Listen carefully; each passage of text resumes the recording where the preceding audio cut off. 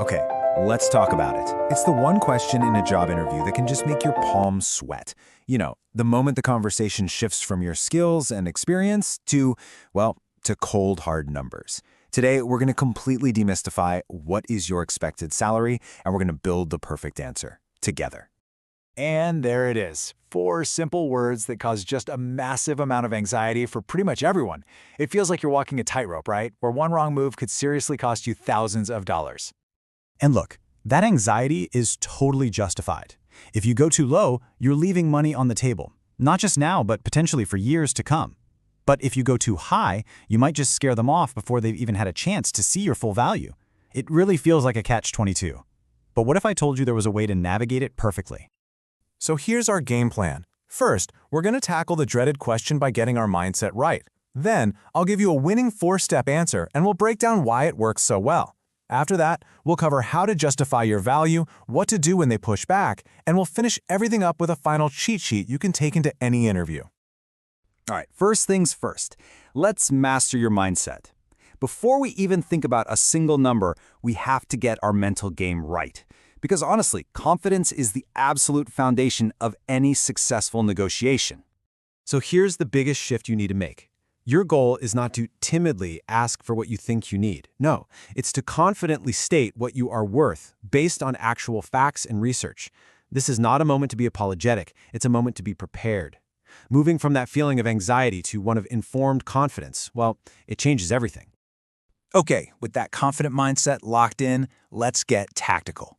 This is the core strategy, the heart of it all. A simple 4-step formula that you can adapt for any interview you walk into.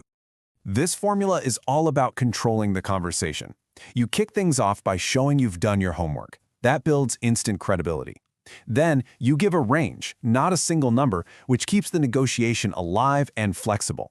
Step 3, you immediately tie that range to the value you bring to them, so it feels like an investment.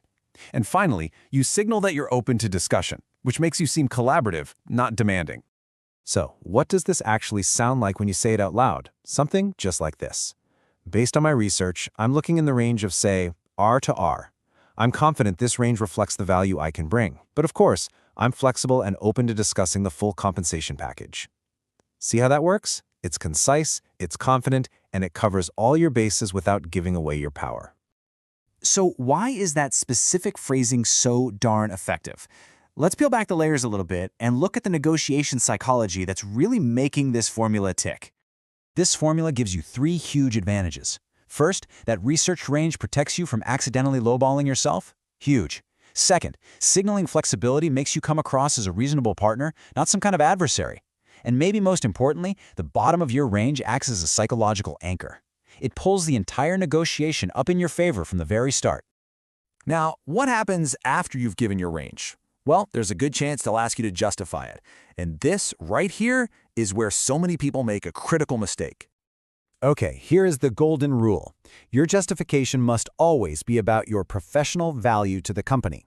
Let's just be blunt here. The hiring manager does not care about your rent or your car payment. Their job is to solve a problem for the company, and they just need to know why you are the best investment to solve it. So instead of talking about your personal needs, you have to focus on your value. Talk about your 10 years of experience managing similar projects. Mention that award you won for increasing efficiency.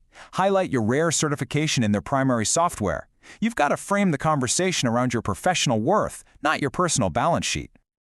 All right, let's level up with some advanced tactics. What happens when the recruiter, doesn't exactly play by the rules, or maybe tries to put you on the spot really early? Oh, this is such a common one. You're on an initial screening call, you barely know anything about the day-to-day of the job, and then, bam, they hit you with the salary question. It totally feels like a trap because how can you possibly give an accurate number? Here's your response. It's polite, it's professional, and it's perfectly logical. You're explaining why you can't answer just yet, which is totally reasonable, and then you flip the question right back to them. And you know what? More often than not, they will actually share their budgeted range, which gives you a massive information advantage. But what if they don't? What if they say something like, "We really need a number from you first to proceed"? Okay, now you're in a bit of a standoff. You have to give a number, but you can still do it strategically. Here's the key.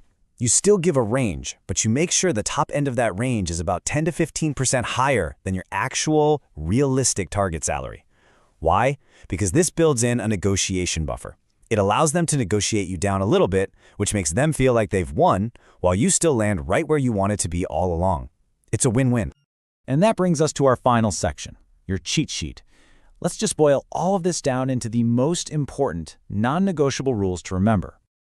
Okay, let's lock these in. The 4 most important rules. 1. Never just say, it's negotiable.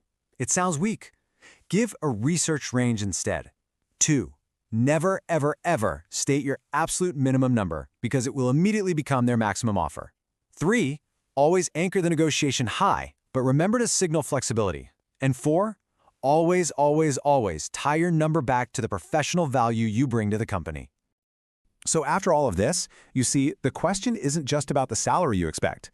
The real question is this: are you ready to walk into that room and confidently state your value? With this strategy, the answer is absolutely yes.